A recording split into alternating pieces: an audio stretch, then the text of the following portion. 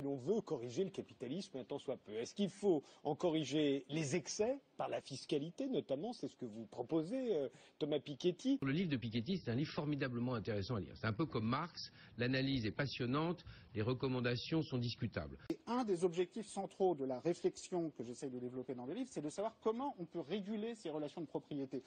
L'impôt progressif sur le capital est un des modes de régulation. Ça ne va pas régler tous les problèmes, mais notez bien qu'avec des taux suffisamment importants sur les détentions importantes de patrimoine, ça rend quand même la propriété privée temporaire et non plus permanente. C'est-à-dire que si sur les détentions très importantes de patrimoine, vous êtes obligé de redonner de fait à la collectivité 5% ou 10% ou autant que nécessaire compte tenu du taux de reproduction observé à ce niveau de patrimoine. Ça n'est pas le cas pour l'instant. Ah, c'est pas le cas, mais là on a un débat sur ce qu'il faudrait faire. Eh bien, c'est quelque chose qui rend la propriété temporaire et non plus permanente, ce qui est quand même un changement, c'est pas un petit changement technique dans la régulation de la propriété. Par ailleurs, ça ne suffit pas. Et je pense qu'il faut, dans le même temps, avoir une implication, notamment des salariés dans les entreprises, dans les conseils d'administration des entreprises. Je ne suis absolument pas sûr que faire entrer les salariés dans les conseils d'administration procède d'autre chose qu'une manœuvre un petit peu retorse d'associer le salariat à ce type de rapport social dans lequel, en définitive, et malgré tous les amendements que ce type de dispositif peut apporter, dans lequel le salariat conserve la position d'abîmé. Je crois que les options théoriques qu'on pose dès le départ, et notamment celles qui ont trait à la définition du capital, engagent toute la pensée dans une certaine direction et excluent un certain nombre de choses auxquelles il n'est plus possible d'accéder à partir du moment où, par exemple, on s'est engagé dans la définition du capital comme patrimoine. Objection! Pas du tout. Frédéric Lordon, la définition du capital. Juste quand même, chapitre 1. Je commence par dire, chaque société construit sa notion du capital. C'est-à-dire qu'il n'y a pas de définition naturelle du capital. Ce sont des rapports de propriété. Je donne tout de suite le cas le plus extrême, qui est le capital esclavagiste, qui est l'exemple même de la forme de propriété qui n'a rien de naturel, mais qui pendant longtemps caractérisait beaucoup de sociétés. Mais c'est la même chose si on parle de la propriété intellectuelle, si on parle de la propriété des ressources naturelles.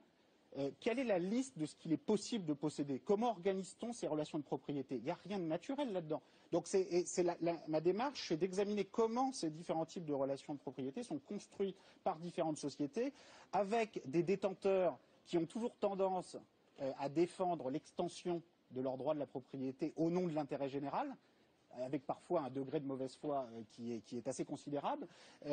Donc c'est vraiment cette histoire sociale de la propriété que j'essaye de raconter avec des lacunes. Ah oui, mais alors, effectivement, alors c'est pas le même livre que j'ai lu, puisque en effet, toute la notion de capital qui est au travail dans ce livre est centrée sur les possessions, les actifs, alors peut-être situés historiquement comme différents des modes d'appropriation. Le point de vue qui n'est pas développé, quoi que vous en disiez, dans ce livre, et qui nous permet d'accéder à une critique plus profonde du capitalisme, est celui qui part de l'idée que le capital doit être défini comme un rapport social, qui plus est comme un rapport de domination.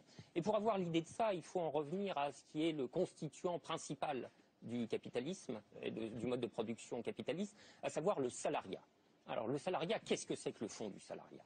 Le fond du salariat, c'est que, à partir du moment où les hommes ont été privés de la possibilité de pourvoir par eux-mêmes aux nécessités de leur reproduction matérielle, au terme d'un processus qui ne tombe pas du ciel, qui est entièrement historique, c'est ce que Marx a appelé l'accumulation primitive.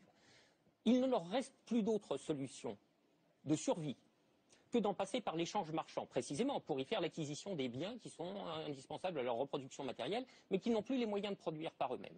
Mais pour en passer par l'échange marchand, il faut accéder au médium de l'échange marchand, qui est l'argent. La grande force du capitalisme, c'est d'avoir imposé le salariat comme quasi unique solution d'accès à l'argent. Dans le capitalisme, il n'y a pas d'autre solution, ou quasi, pour accéder à l'argent qui permet la survie, que d'aller s'employer sous l'égide du capital, c'est-à-dire à son service, et pour finir, à ses conditions. Et c'est cette clause qui est absolument décisive. C'est ça qui signe le caractère de rapport de domination du rapport salarial. Et il faudrait, je veux dire, la jurisprudence du droit du travail, par exemple, reconnaît la chose de manière tout à fait explicite. Elle dit le rapport salarial est un rapport de subordination hiérarchique. On ne peut pas dire davantage qu'il est un rapport de domination. Et c'est bien cela qu'il faut analyser. C'est la particularité de la mise au travail dans le régime capitaliste qui est, si j'ose dire, une mise au travail avec le pistolet de la survie sur la tempe. Non, j'ai lu un livre dont les options intellectuelles me paraissent disparates. Elles sont multiples et disparates. Parce que le réel est compliqué. Oui, non, mais non. Additionner des points de vue théoriques hétérogènes ne peut pas se justifier par la soi-disant complexité du réel. Fatality. Et je crois qu'il ne faut pas se tromper d'ennemi, Frédéric Lordon. Et... Il ne s'agit pas de se tromper d'ennemi, il s'agit de savoir ce qu'on est déterminé à penser, ce qu'on est décidé à penser et ce qu'on est décidé à mettre en cause. Et toutes ces réflexions sur l'entrée des salariés dans les conseils d'administration, les droits de vote, etc., trahissent à leur manière l'impensé de ce livre, qui est de continuer à consacrer, comme si c'était un slavat de soi ou une sorte d'évidence, l'empire de la propriété financière sur l'organisation collective de la production. Or, en vérité, c'est quelque chose qui ne nous étonne plus tellement c'est entré dans nos habitudes économiques, mais dont on devrait retrouver l'étonnement, car la chose n'a rien de naturel, alors là, pour le coup. Et on peut très bien imaginer de toute autre manière d'organiser la production collective, puisque c'est cela dont nous parlons, et en particulier des manières qui soient soustraites à la propriété lucrative.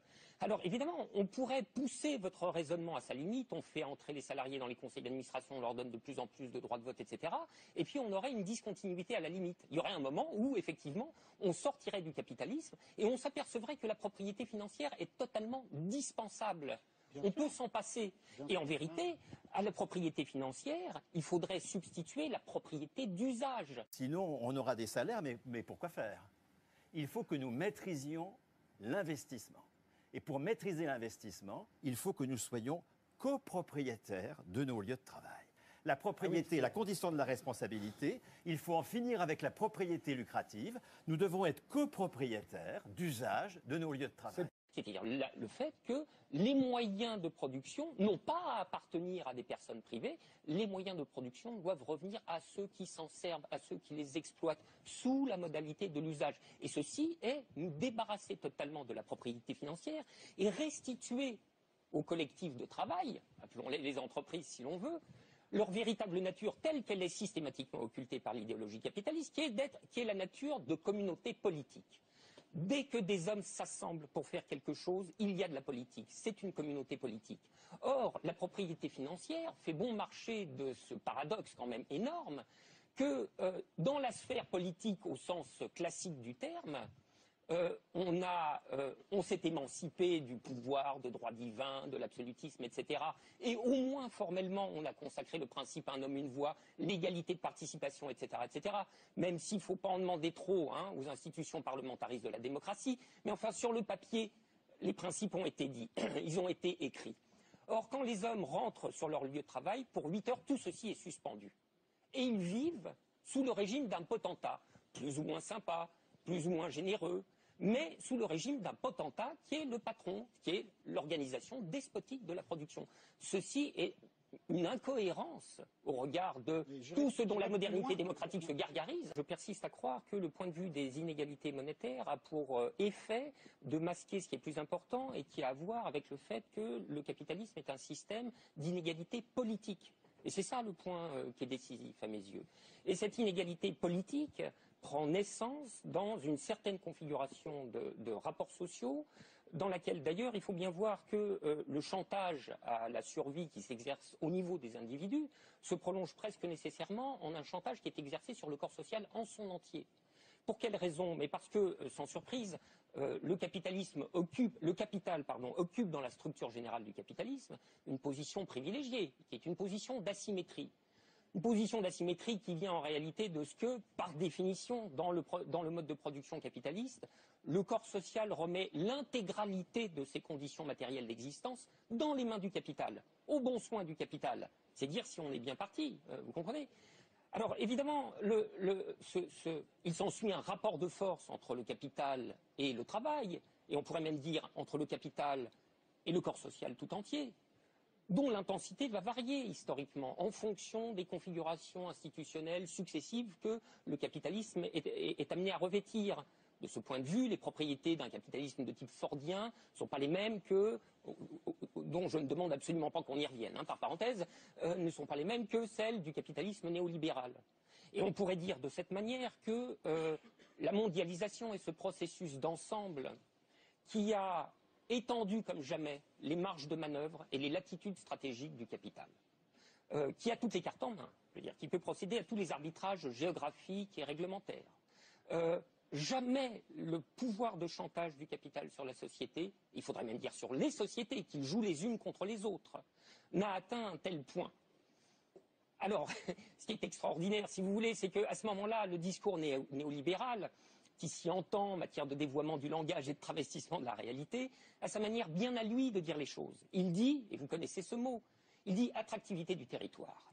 Vous comprenez ? Attractivité du territoire, il est certain qu'avec un recouvrement lexical pareil, la réalité du rapport de chantage et de prise d'otage est tout à fait méconnaissable.